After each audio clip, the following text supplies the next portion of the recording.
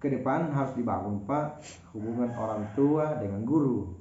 Kenapa harus ada hubungan yang baik, relasi pada orang tua, agar ini kan siswa ini kan katakanlah orang tua menitip anaknya di sekolah selama 6 tahun SD, 3 tahun SMP, 3 tahun SMA untuk disekolahkan, dijadikan anak yang berkualitas di sekolah oleh orang tua kepada guru, dititip di sekolah. Jadi coba bayangkan MOU selama 3 tahun atau 6 tahun ini, katakanlah saya bayangkan MOU memorandum of understanding antara guru dengan orang tua siswa, dititipi anaknya. Saya dititipkan anak saya kepada Bapak Ahmad Saleh untuk dididik, dijadikan anak yang berkualitas, pendidikan, berkarakter, berilmu. Selama ini harus dibangun, karena banyaknya tahun itu, 6 tahun itu harus dibangun komunikasi. Jadi harus ada hubungan yang baik antara orang tua secara real di lapangan. Harus kita kenal, dia mengenal kita, sehingga dengan ada hubungan yang akrab dengan orang tua, Bapak tahu identifikasi anak-anak kita, kebutuhannya apa, bagaimana sosial kulturalnya anak-anak di rumah dengan di sekolah, sehingga Bapak bisa kondisikan materi apa yang saya kasih ini anak, materi apa yang perlu lakukan seperti ini. Karena anak-anak kita harus layani anak-anak sesuai dengan kebutuhannya.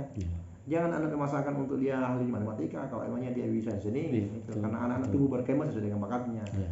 Nah itulah yang perlu diharapkan, hubungan orang tua dengan siswa ada di jalan komunikasi, supaya juga orang tua bisa mendukung anaknya secara penuh apa kebutuhannya anaknya di sekolah. Orang tua tidak sekedar menitip anaknya sekian tahun dia tidak tahu lagi masalahnya apanya. Juga ada masalah kemudian ada bisa diselesaikan secara internal. Yang jelasnya dengan dibangun orang tua dengan siswa, guru orang tua dengan guru, dengan orang tua siswa dengan guru dengan baik, maka tidak akan ada miskomunikasi Pak. Miskomunikasi terjadi Pak ketika tidak ada dibangun hubungan yang baik. Contoh Pak, suatu kasus mungkin guru menerapkan disiplin dan anak-anaknya melapor ke rumah, Pak saya di ini guruku dikerasi apa semua. Orang tua marah-marah datang ke sekolah. Padahal intinya guru melakukan mendisiplinkan saya di kelas, bukan maksud lain. Guru tidak ada untuk sentimen, membenci, apa kepada anak-anak. Jadi dibangun komunikasi Pak, sehingga orang tua tahu bahwa anaknya diajari dengan benar, mendisiplinkan anak-anak. Saya kira begitu. Di sisi lain yang terakhir, guru juga tidak suka-suka lagi menerapkan aturan sesuai dengan yang disepakati bersama, tata tertib sekolah, tata tertib siswa, karena sudah diketahui bersama orang tua. Saya kira itu Pak. Terima kasih. Terima kasih Pak atas informasinya. Kita hari sampai di sini. Mungkin kesimpulan saya Pak bisa sampaikan. Kesimpulannya adalah bahwa ke depan guru baik yang sudah profesional maupun yang calon profesional harus beralih, memang harus beralih. Beralih bagaimana? Beralih cara mengajarnya, beralih metode mengajarnya yang harus sesuai dengan kurikulum yang baru. Kurikulum Merdeka ini menawarkan kepada kita betul-betul guru merdeka, satuan pendidikan merdeka dalam hal merencanakan dan melaksanakan pembelajaran di kelasnya. Merdeka dalam kutip bagaimana? Merdeka dalam menyusun, merencanakan, melayani kebutuhan apa yang sebenarnya dibutuhkan oleh siswa. Apa sebenarnya yang menjadi kebutuhan bagi dia. Itu yang paling utama itu.